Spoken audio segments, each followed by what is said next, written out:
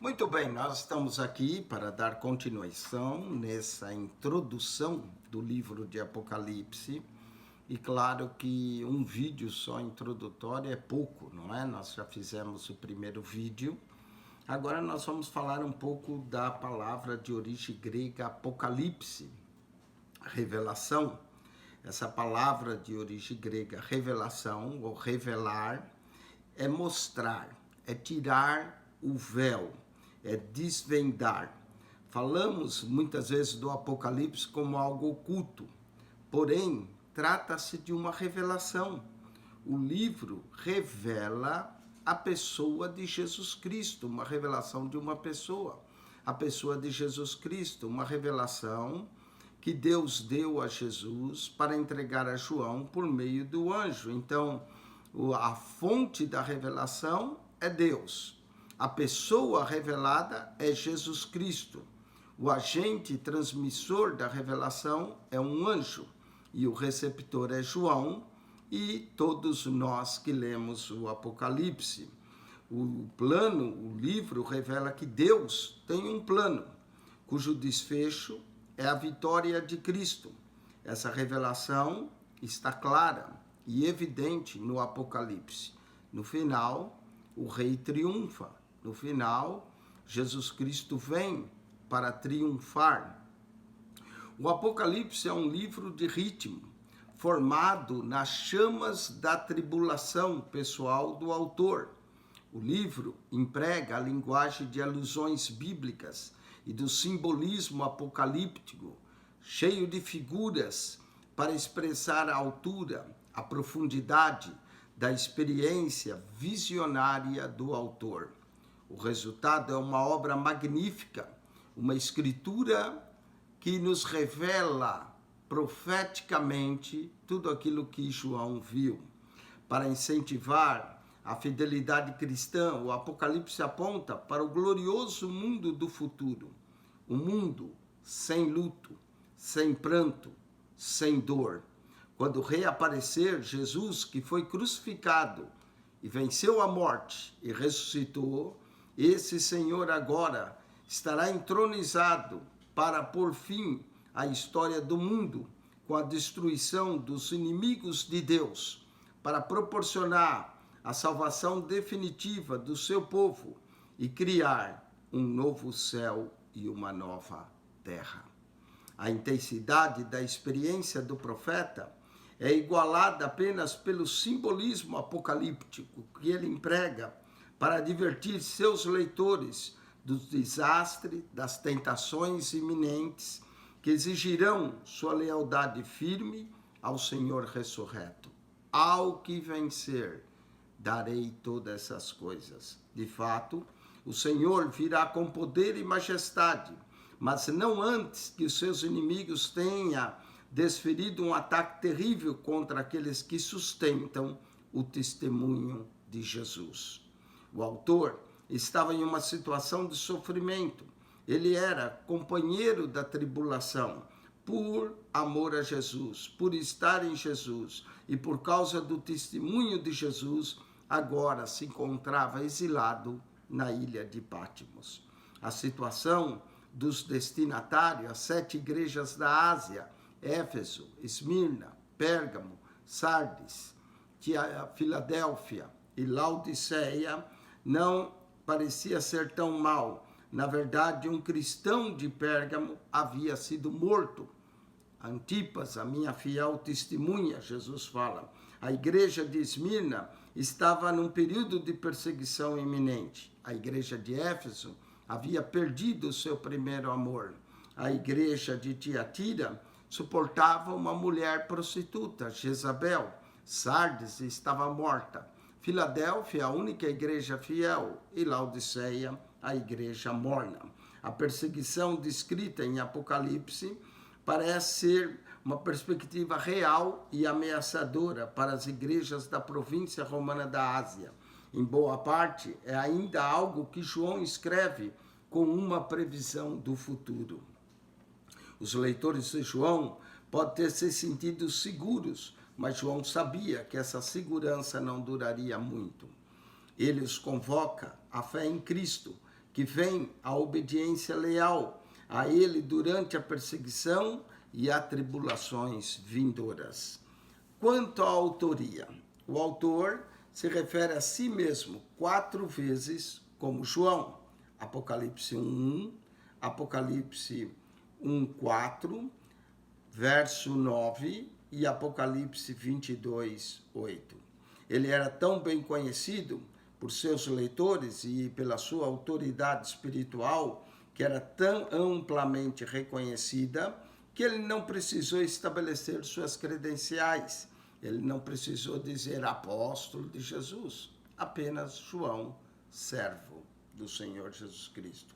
A antiga tradição eclesiástica atribui unanimemente esse livro ao apóstolo João. O autor não afirma ser o apóstolo João, apenas João, o ancião.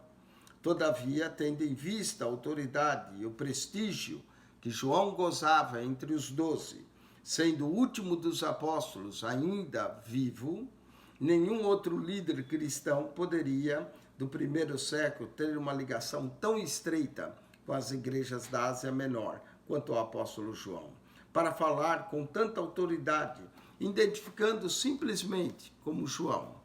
Se ele não fosse realmente o apóstolo, ele não se identificaria dessa forma. Certamente, há diferenças de estilo e linguagem entre os 4 evangelhos, as cartas joaninas e o Apocalipse. Semelhanças essas notáveis de pensamento e de terminologia. Apesar dos problemas relacionados com essa autoria, não é inadmissível presumir que João, do Apocalipse, foi de fato o apóstolo João, filho de Zebedeu, apóstolo de Jesus Cristo, que se reinclinou sobre o peito de Jesus na última ceia. Data. As evidências do Apocalipse descreve e indica que foi escrito num período de extrema perseguição aos cristãos. Perseguição é essa que começou certamente com o imperador Nero, depois do grande fogo, incêndio que destruiu a cidade de Roma em julho de 64 da nossa era, e continuou até o seu suicídio em junho de 68. Alguns que querem colocar o livro durante essa data, eles colocam então o livro antes da destruição de Jerusalém em setembro de 70. É uma profecia autêntica sobre o sofrimento contínuo e a perseguição dos cristãos que se tornou bem mais intensa e severa nos anos seguintes. Outros, porém, declaram que o livro vem da época do imperador Domiciano, que reinou entre o ano 81 a 96, e que João, que tinha e estava na cidade de Éfeso após a destruição e que se recusou a adorar o imperador, foi exilado para a ilha de Patmos. Isso coloca a data do livro entre o ano 95 e 96 da nossa era. Quanto ao gênero apocalíptico, esse foi um estilo literário que se destacou principalmente entre os anos 200 a.C. até o ano 100 depois de Cristo. Seu ambiente de origem mostra uma época de tribulação para o povo de Deus. Tribulação essa enfrentada pelo início da Guerra dos Macabeus, nos anos 167 a.C., diante das circunstâncias que incluía opressão, perseguição, exílio, domínio estrangeiro. Os escritos apocalípticos faziam uma mensagem de esperança através de uma linguagem enigmática. Seu objetivo era reanimar judeus e cristãos, trazendo-lhe profecias a respeito da futura intervenção divina para libertar o seu povo, restituindo assim a glória usurpada. Livro paralelo ao livro de Apocalipse é o livro de Daniel. Muitos apocalipses surgiram, inclusive, como modelo do livro de Daniel. Esse foi escrito durante o exílio babilônico e trazia uma mensagem sobre o reino de Deus que viria destruindo todos os reinos opressores, checando a pedra que abala toda a grande imagem, com cabeça de ouro, com os peitorais de prata, os braços de prata, os lombos de bronze, as pernas de ferro e os dedos ferro misturado com barro, e uma pedra sem auxílio de mão humana cortada esmiuça todos esses reinos, impérios que opressores. Um dos momentos da opressão vivida por Israel foi o domínio romano, produzindo assim mais uma ocasião propícia a esse tipo de literatura que muitas vezes incluía profecias messiânicas. Diversos escritos desse tipo não foram reconhecidos como canônicos. Como exemplo, podemos citar o Apocalipse de Baruque, o Apocalipse de Pedro, o Pastor de Hermas, a Assunção de Moisés, a Ascensão de Isaías, o Livro dos Jubileus, os Salmos de Salomão, o Testamento dos 12 Patriarcas, o primeiro livro de Enoque, o segundo livro de Enoque, segunda Esdras e quarto Esdras. Todos esses livros contêm características apocalípticas. O Apocalipse de João se encaixa perfeitamente nessa corrente literária. Contudo, seu messiânico não se encontra vago como em outros escritos. Nele, o Messias é claramente identificado como nosso Senhor e Salvador Jesus Cristo. Esse é o único livro desse gênero no Novo Testamento. Contudo, existem blocos apocalípticos em outras partes da Bíblia. Daniel, capítulo 7 a 12. Isaías, capítulo 13, 14, 24, 25. Ezequiel, capítulo 1, capítulo 28, capítulo 39. Zacarias, capítulo 9, capítulo 14. No Novo Testamento, Mateus, capítulo 24 e 25, chamado Pequeno Apocalipse de Mateus. No Evangelho de Marcos, capítulo 13, chamado Pequeno Apocalipse de Marcos. Em Lucas, capítulo 21, chamado Pequeno Apocalipse de Lucas. Em 1 Tessalonicenses, capítulo 4, do verso 13 em diante, e o capítulo 5, em 2 Tessalonicenses, capítulo 2. Todos esses escritos têm um caráter apocalíptico. Contexto histórico. O termo grego para o nome do livro é Apocalipse, que significa, como já dissemos, revelar. O Apocalipse surgiu em contexto em que existiam muitos livros semelhantes. Os profetas do Antigo Testamento recebiam aquilo que precisavam dizer por inspiração divina e anunciava o juízo de Deus e a salvação no fim dos tempos. Esse segundo aspecto da mensagem profética é retomada na literatura apocalíptica. O objetivo dos livros da literatura apocalíptica era dar respostas ao povo de Deus, ao povo judeu, ao povo cristão tão oprimido. Os escribas judeus eram críticos em relação a esses livros. O livro foi escrito sob o clarão lúgubre dos mártires queimados. A igreja estava com cerca de 66 anos de idade e crescera enormemente, sofrera e ainda sofria perseguições tremendas. A primeira perseguição aos cristãos pelo Império Romano foi 30 anos atrás, iniciada por Nero. Ao ser escrito o Apocalipse, instigado pelo imperador Nero entre o ano 64 e 67, nessa perseguição, muitos cristãos foram crucificados, lançados às feras, envoltos em roupas, encharcadas em materiais inflamáveis, passados cera em seus corpos e queimados até morrer. Enquanto Nero ria do grito dos homens e mulheres que eram martirizados, Paulo e Pedro também sofreram martírio durante a perseguição de Nero. Paulo foi decapitado, Pedro foi crucificado, segundo a tradição, de cabeça para baixo. A segunda, agora, perseguição imperial, está sendo promovida pelo imperador Dominiciano, ano 95 e 96. Ela foi breve, porém extremamente severa. Mais de 40 mil cristãos foram torturados e mortos. Foi durante esse período de perseguição que João foi banido para a ilha de Patmos. A terceira perseguição imperial vai ocorrer por Trajano. Estava para começar a partir do ano 98.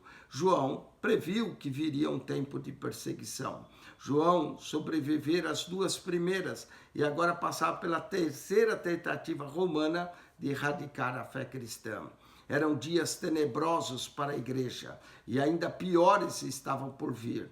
Entretanto, a perseguição proveniente de fora não era o único problema.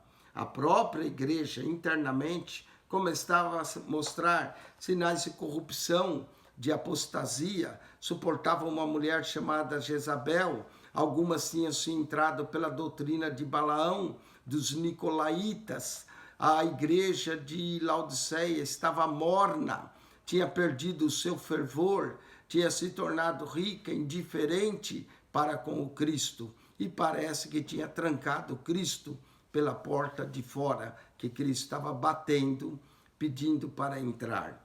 Parece claro que Deus outorgou essas visões a fim de preparar e confirmar a igreja para enfrentar dias terríveis do futuro, imediatamente para consolá-lo com a certeza de que governa tanto no início quanto no fim da história.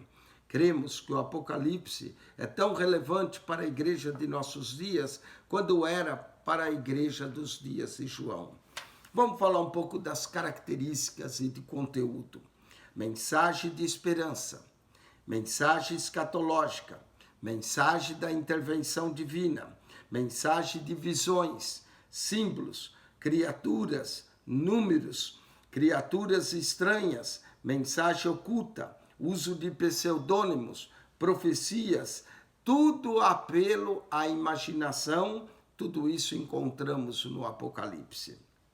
O Apocalipse de João não só se encaixa no quesito pseudônimo, os escritos apocalípticos não assinam suas obras.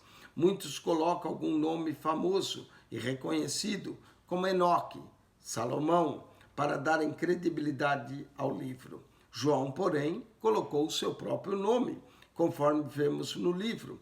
Tal autoria é reconhecida pela maior parte dos críticos e comentaristas. Há quem diga que alguém usou o nome de João, mas essa hipótese não tem muitos adeptos. Alguns detalhes reforçam a crença na autoria joanina. Jesus é apresentado como o Verbo de Deus e o Cordeiro, Apocalipse 19, versos 7 e 13. Exatamente como acontece no Evangelho de João, capítulo 1, verso 1 e verso 29. A palavra testemunho se destaca, como também acontece no Evangelho, na primeira e terceira epístola. Notamos assim a mão de João no Apocalipse. A linguagem apocalíptica, a linguagem direta tem suas limitações. A transmissão de uma mensagem complexa pode exigir uma infinidade de palavras e ainda assim ficar obscuro o seu sentido. Alguns fenômenos, experiências e elementos naturais não podem ser sequer explicados de modo compreensível. Como podemos explicar a um cego de nascença a cor? Qualquer explicação, por mais correta e científica que seja, não lhe dará nenhuma ideia a respeito do assunto de cores, porque ele é cego. Como explicar um sabor, ou um cheiro, ou um som? Nenhuma informação subsistirá à própria experiência. As palavras, às vezes, serão inúteis. Nesse momento de dificuldade, sempre procuramos um elemento de comparação.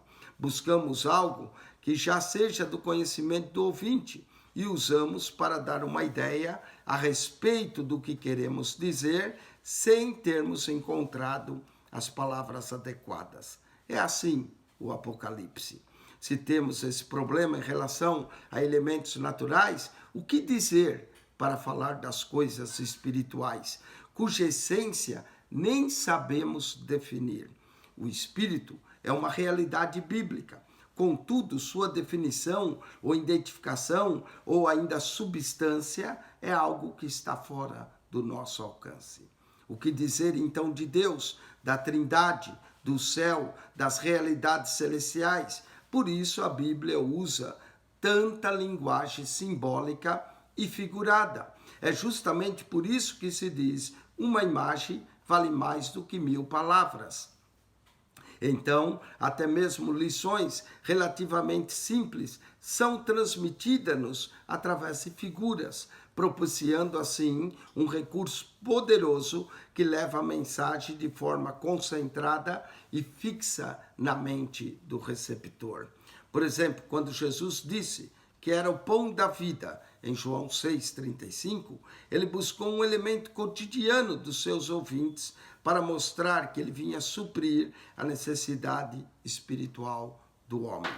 Quando a Bíblia fala em reino de Deus, está buscando a monarquia, o sistema de governo comum daquela época, uma série de princípios existentes na relação rei e súdito, que deveria existir também na relação Deus e o seu povo. A linguagem simbólica traz muito conteúdo em poucas palavras. Assim, se usarmos o leão como símbolo, logo nos vem à mente sua ferocidade, sua coragem, sua força, sua fome, sua beleza, sua majestade, sua realeza. Se falamos em cordeiro, estamos destacando sua cor, sua mansidão, sua índole, seus símbolos de pureza, inocência, docilidade, submissão. Todas essas figuras são usadas. Jesus é o leão da tribo de Judá, o cordeiro que foi morto, mas reviveu. Todos nós estamos bastante acostumados à linguagem simbólica. Utilizamos diariamente tais recursos para enriquecer nossas ideias. Estamos sempre fazendo comparações implícitas ou explícitas de modo automático.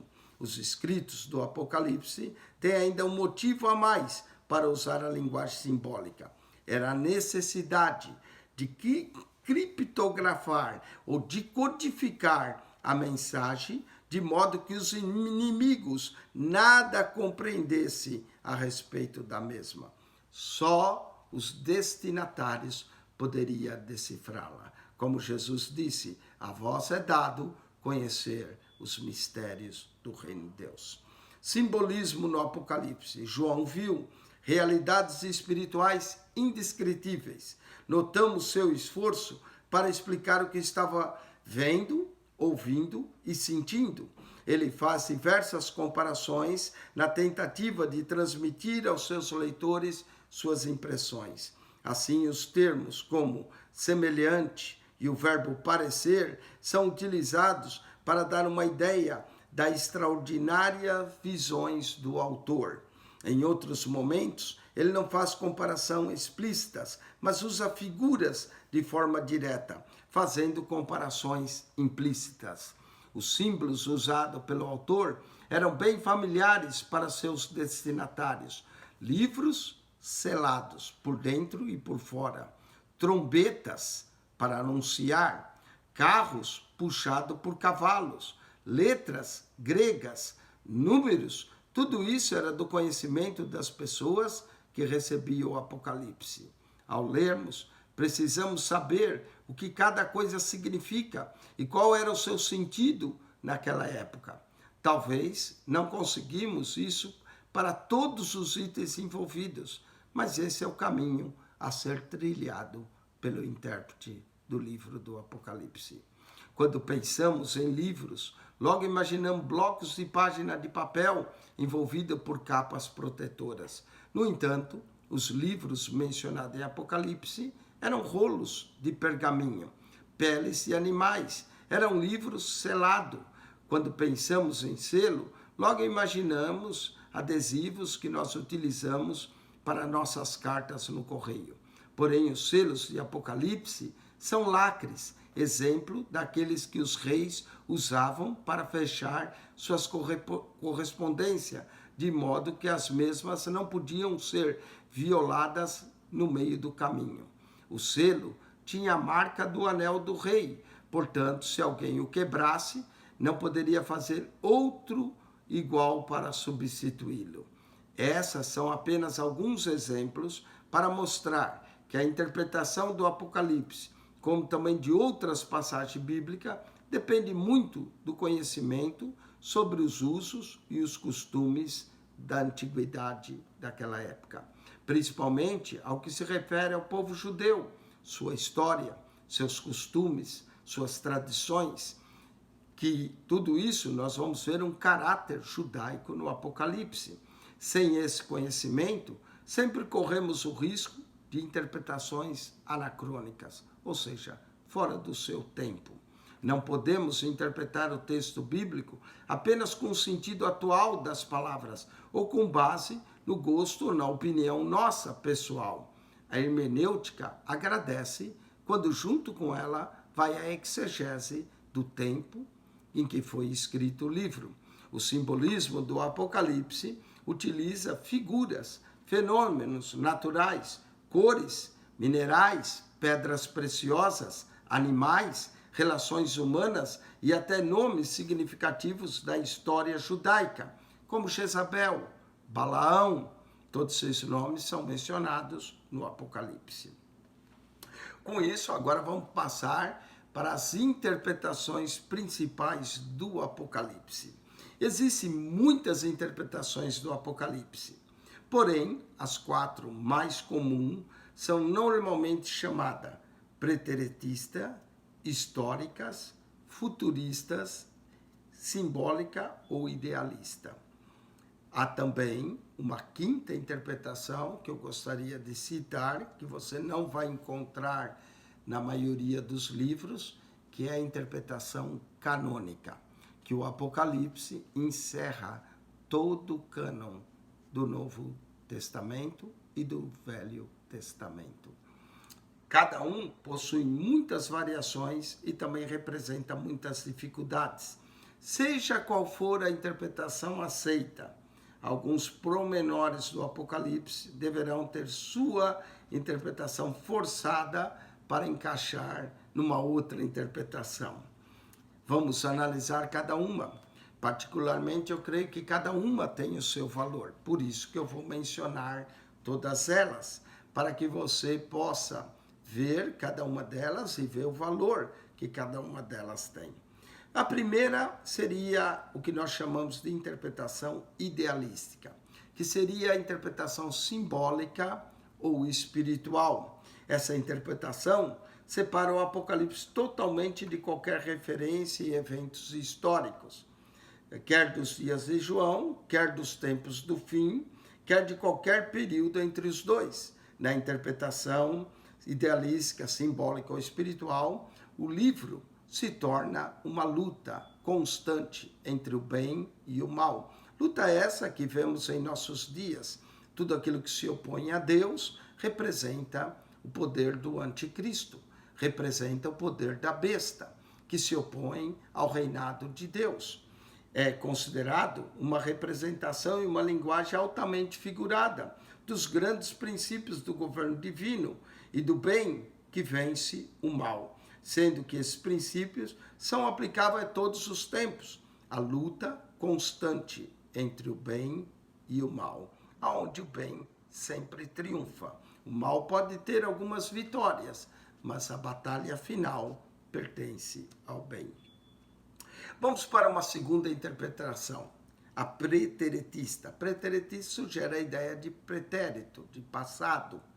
Afirma que todo o Apocalipse já se cumpriu.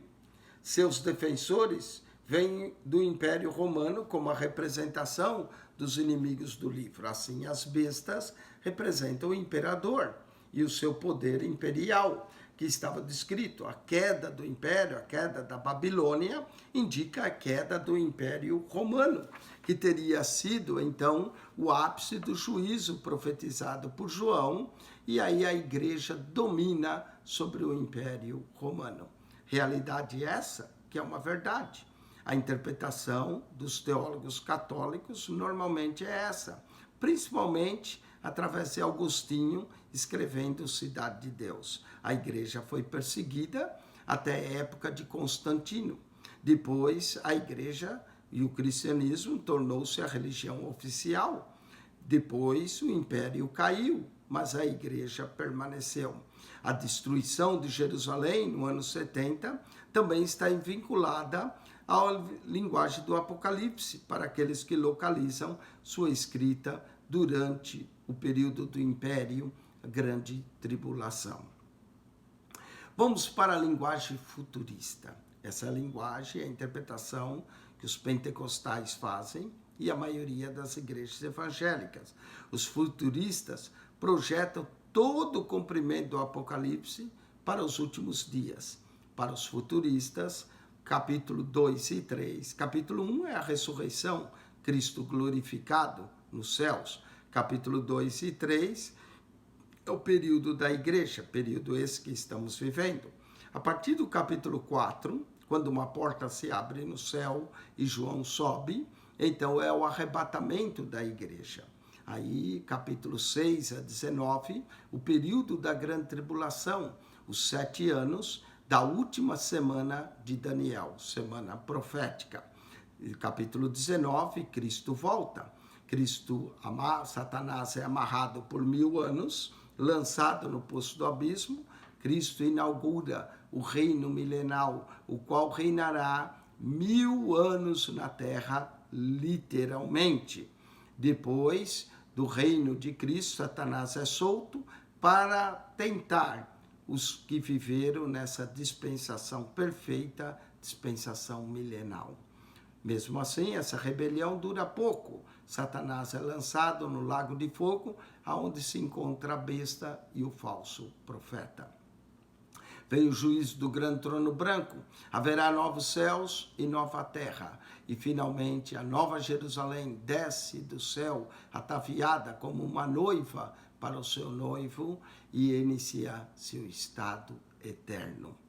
Assim, afirma que o Apocalipse ainda não se cumpriu, mas tudo se cumprirá repentinamente no futuro, em um curto espaço de tempo. Essa é a mais escatológica das interpretações do Apocalipse, no sentido mais extremo da palavra escatologia. Escatos, últimas, logia, estudo, o estudo das últimas coisas. A outra interpretação é histórica. Essa corrente defende a tese que o Apocalipse vem se cumprindo desde o dia de João até o fim dos séculos. São muitos que concordam com essa posição.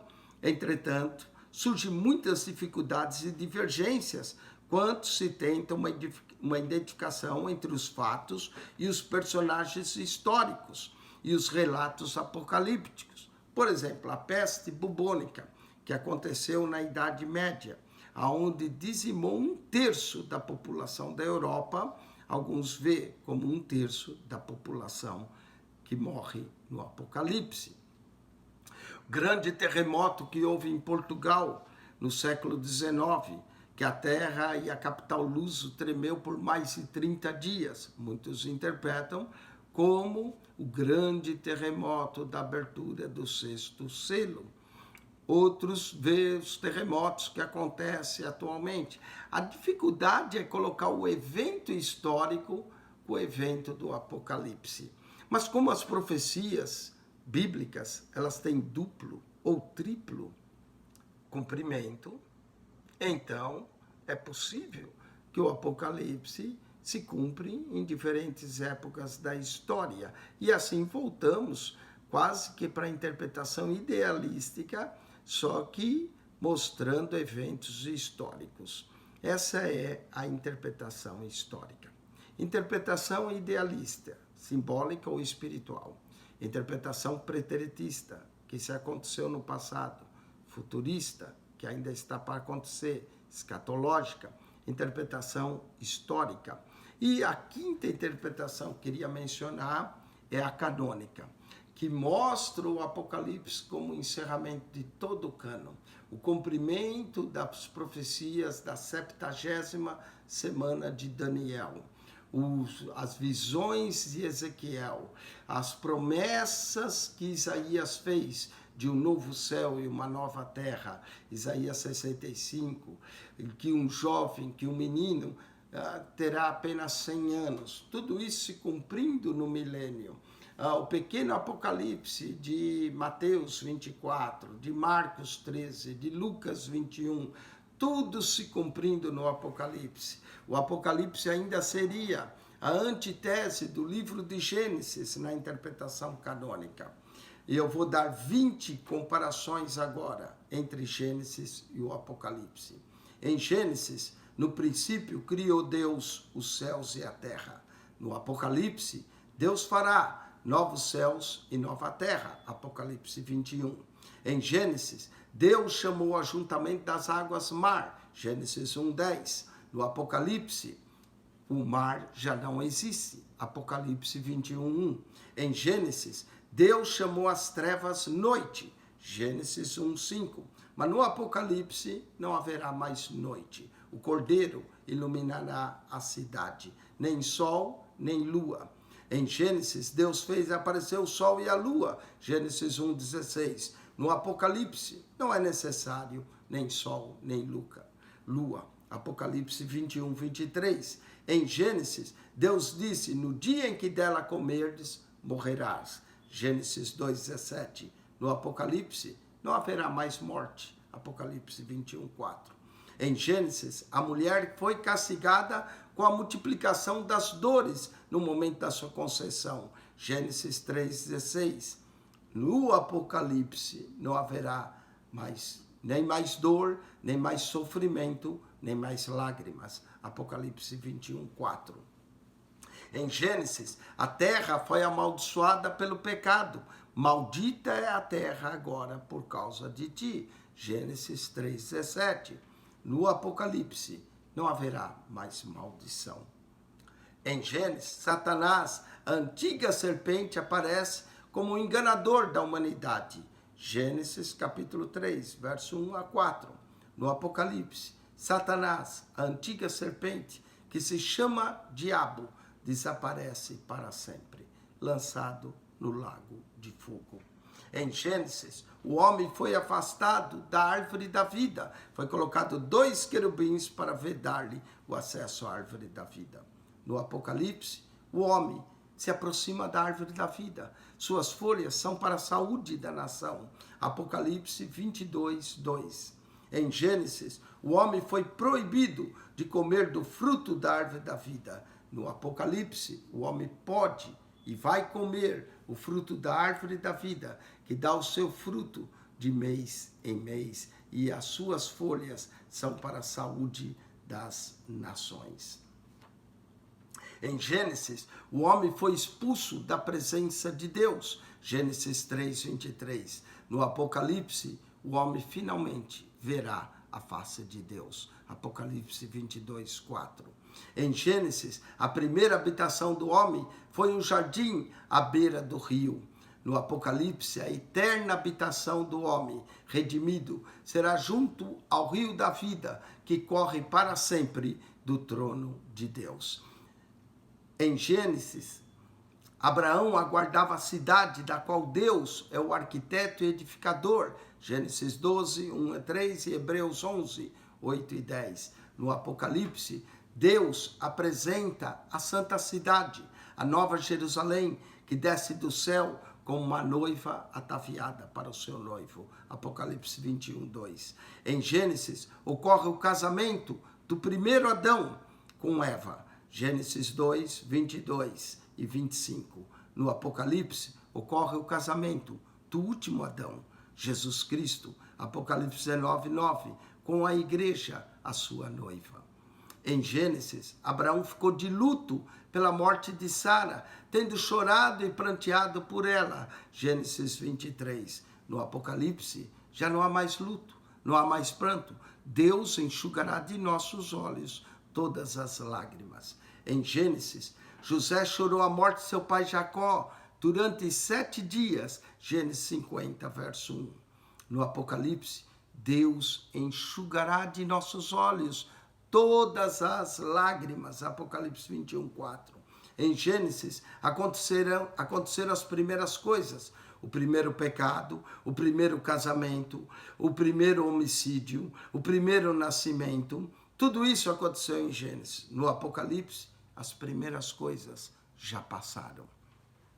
Em Gênesis, Babel foi o primeiro projeto humano contra Deus. Os homens queriam fazer uma torre para chegar até o céu. No Apocalipse, Babilônia será o último projeto contra Deus, que mais uma vez será frustrado. Apocalipse 17, 18.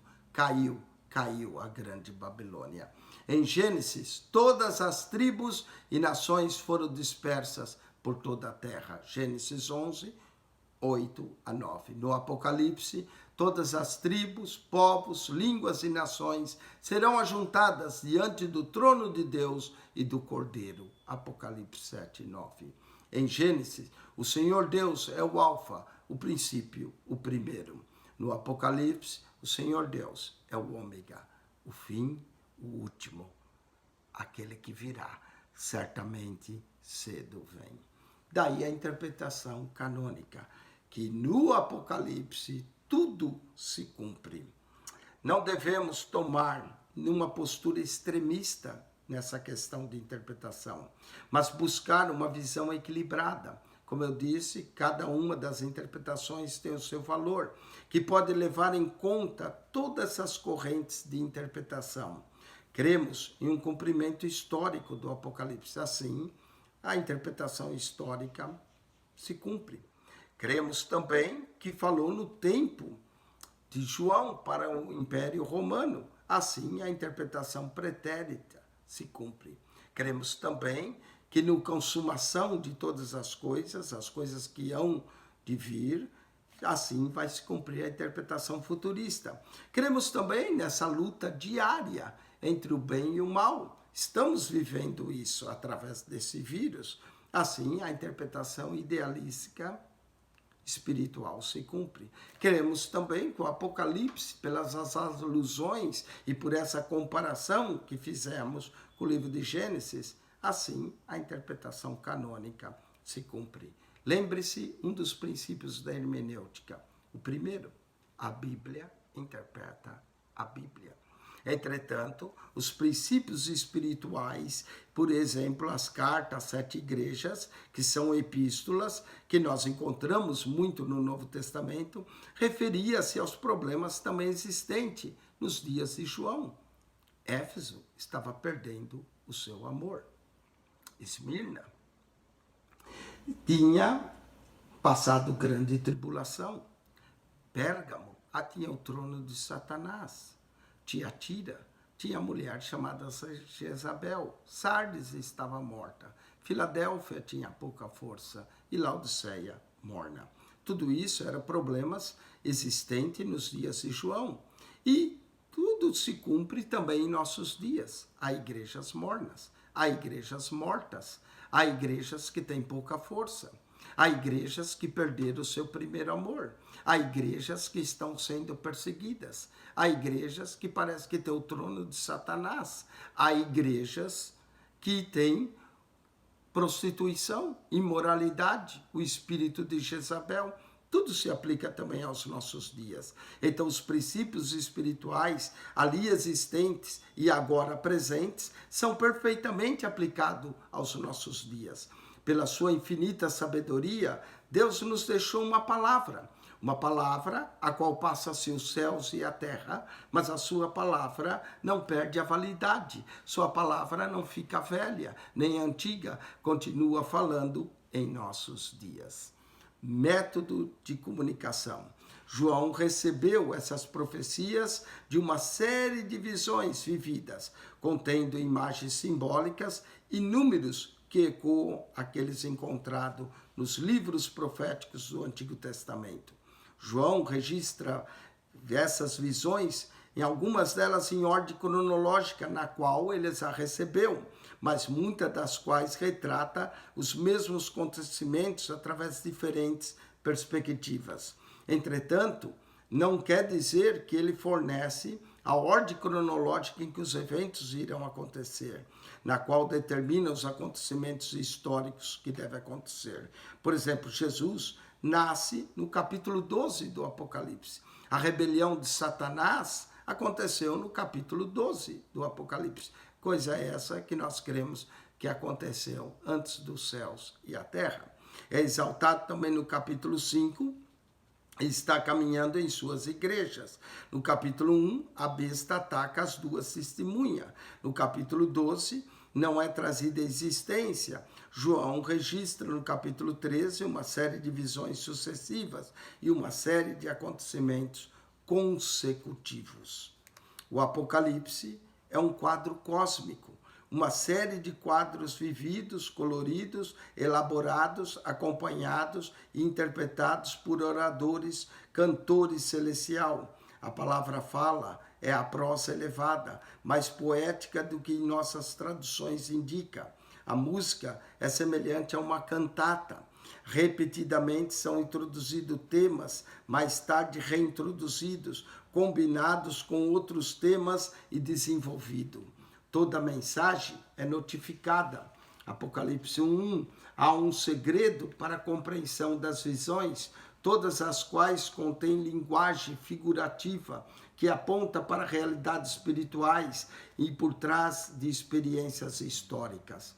Os sinais e símbolos são essenciais porque a verdade espiritual e a realidade invisível deve sempre ser comunicada a seres humanos através de seus sentidos. Os símbolos apontam para o que é definitivo, indescritível.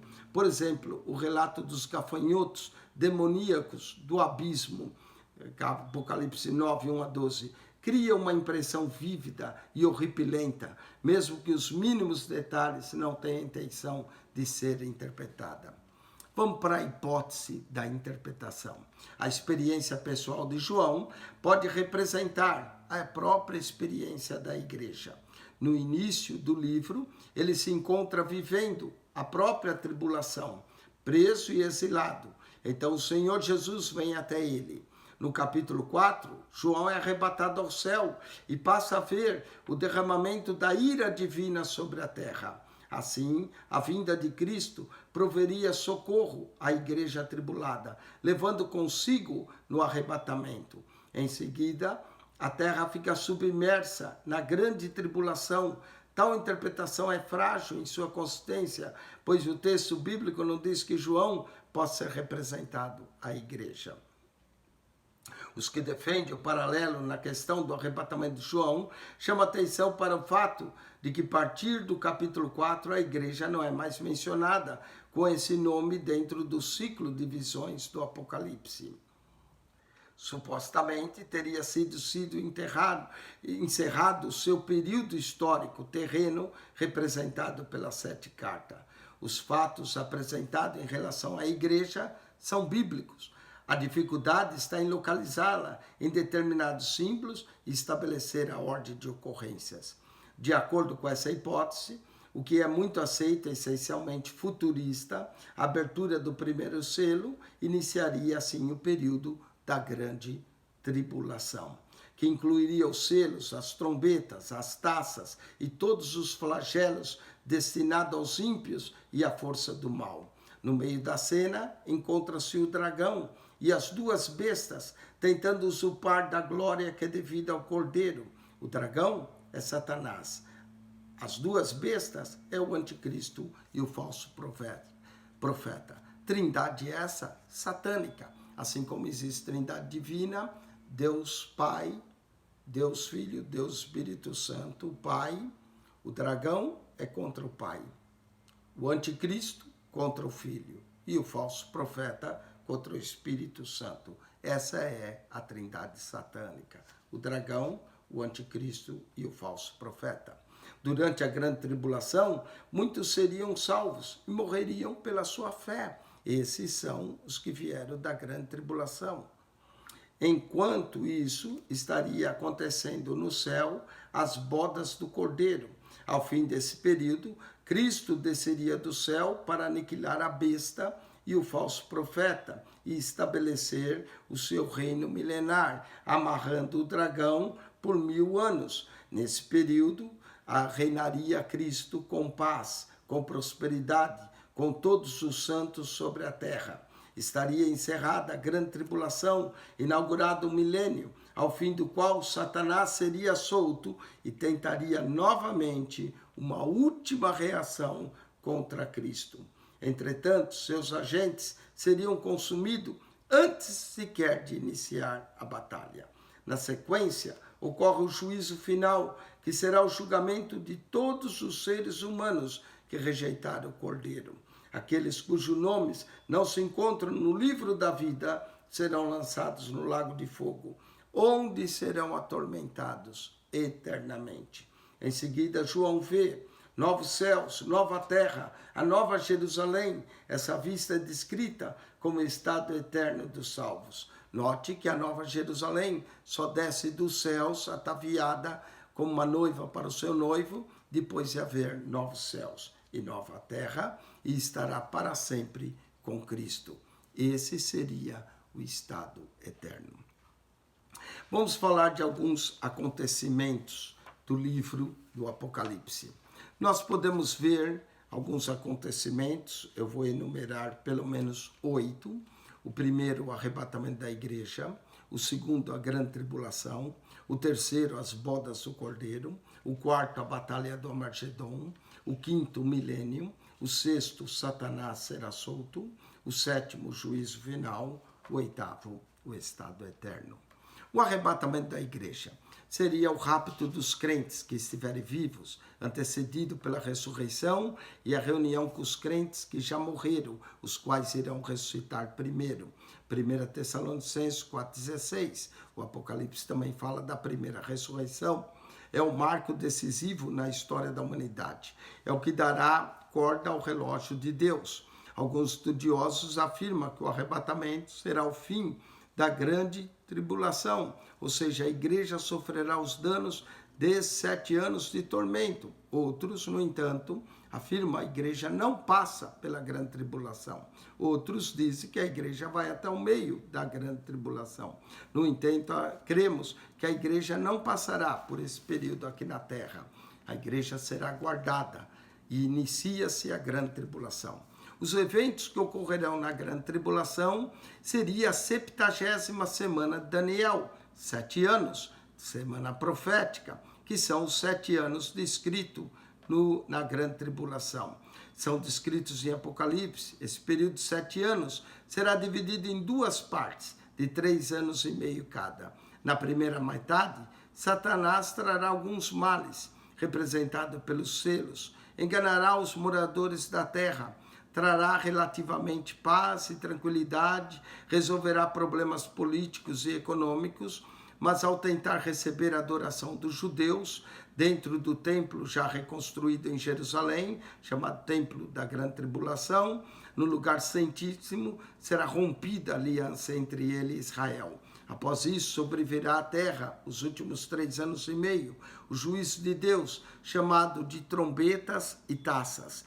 Aparentemente, esses 2 últimos acontecerão simultaneamente. Alguns desses juízos serão catástrofes naturais, terremotos, maremotos, pragas, poluições, queda de asteroides, de meteoros, mas haverá também juízos sobrenaturais.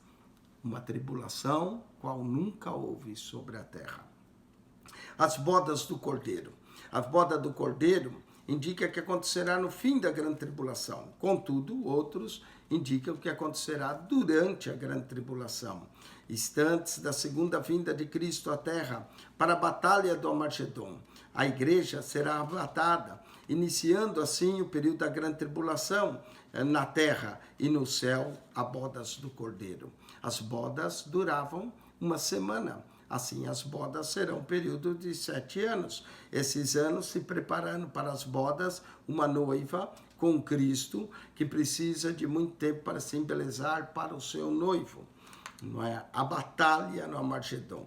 É a batalha de Cristo junto com o seu exército, para defender Israel do ataque das nações confederadas contra esse no Vale de Megido, ou Vale do Armagedon. Aqui se cumpre a profecia de Daniel 2, 34, 35. A grande tribulação, as nações continuarão existindo como hoje. Um líder político governará o mundo. Estamos caminhando para isso, com as globalizações da economia, da política, vemos os mercados comuns, vemos que os problemas políticos, econômicos e sociais são cada vez maiores para os homens resolverem. Na metade da grande tribulação, ocorre uma aliança conseguida entre os judeus. Aparecerá o super-homem, aparecerá o super-político, o anticristo, que vai reinar e trazer solução. Depois ele quebra a sua aliança com os judeus e se revela querendo ser adorado como Deus no Santo dos Santos do templo judeu que será reconstruído. Com esses não farão isso. Satanás reunirá muitas nações para varrer Israel do mapa. E aí que Cristo aparece e destrói todos os inimigos dos judeus. O milênio. O milênio será um período de 1000 anos, que será implantado logo após a batalha do Armagedon. Nesse período, Jesus reinará na terra, em Israel, como rei de todo o mundo. Nesses anos, a terra será um local de perfeita paz, como descreve Isaías, capítulo 11, versos 6 a 9.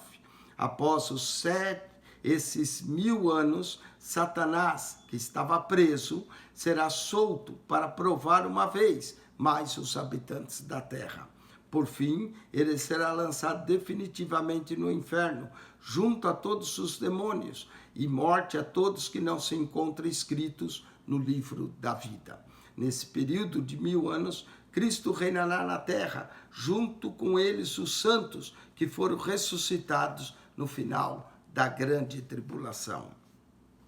Satanás será solto e por um pouco de tempo não determinado seduzirá novamente as nações, embora será definitivamente lançado no lago de fogo e enxofre, onde já estão a besta e o falso profeta. O juízo final. Aqui serão julgados todos os homens não salvos. Eles serão os ímpios e serão julgados para a condenação eterna, chamado juízo do grande trono branco. O estado eterno. Após novos céus e nova terra, desce a cidade santa, a nova Jerusalém. É o lugar onde toda a humanidade passará por toda a eternidade, ao lado de Deus, do Senhor Jesus Cristo, do Espírito Santo, na cidade santa, para todos sempre, pelos séculos dos séculos. Concluindo, o Apocalipse trata dos últimos lances da guerra histórica entre o bem e o mal. Satanás usa suas últimas armas durante o tempo que lhe resta. Contudo, a vitória final será a vitória divina. Ela é inevitável. Em meio a todo esse combate estão os homens servindo a um dos lados. A mensagem apocalíptica é um aviso divino para a humanidade. Não existe esperança para as forças demoníacas, nem para o mal, nem para os homens que seguem a besta. Mas para os homens que seguem o Cordeiro, que crê nele, existe sim uma esperança. Ignorar o Apocalipse seria como rasgar uma notificação judicial sem tê-la lido. O prazo está se esgotando, ainda que o mundo dure mais 1000 anos, nosso tempo de vida, que determina a nossa chance de deixar o mal e escolher o bem.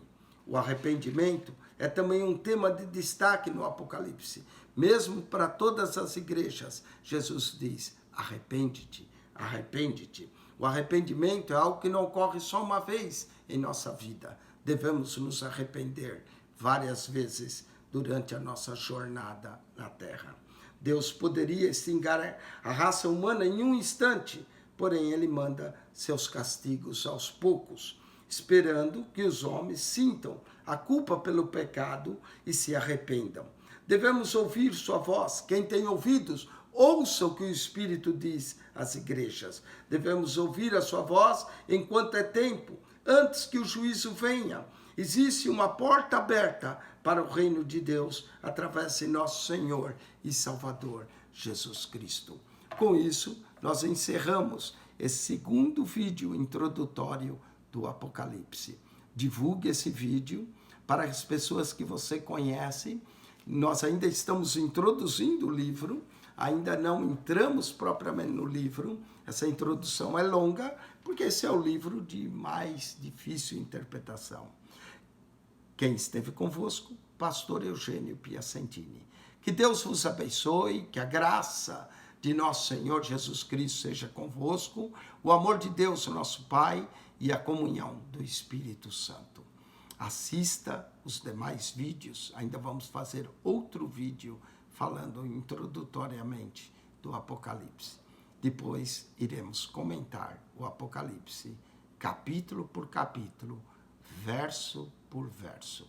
Que Deus vos abençoe ricamente em Cristo Jesus.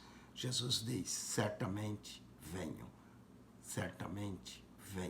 e venho sem demora. Amém.